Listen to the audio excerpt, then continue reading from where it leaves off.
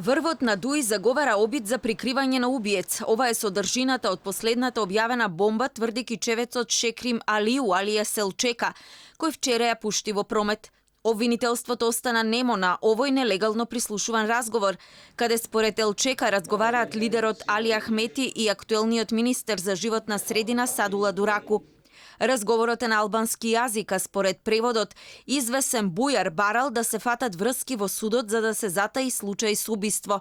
Алијансата за албанците овој скандалозен разговор го поврза со вице-премиерот Бујар Османи. Истите функционери на ДУИ, врз основа на преслушуваните разговори, ги злоупотребиле своите партиски и државни функции, преку влијание врз изборот на суди и обвинители, председатели на судови, нотари.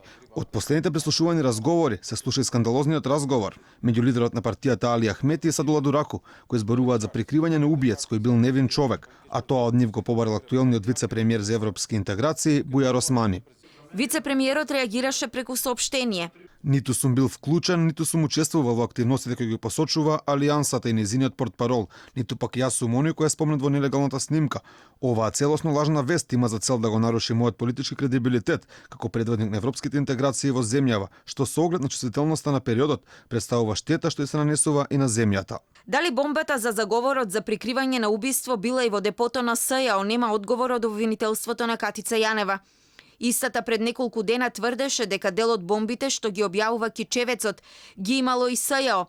Наводниот разговор меѓу Ахмети и Дураку, каде се спомнува Бујар, не го слушал ниту премиерот Зоран Заев. Заев во 2015 како лидер на опозицијата и ги предаде бомбите на Јанева, откако претходно дел од нив ги објави во јавноста.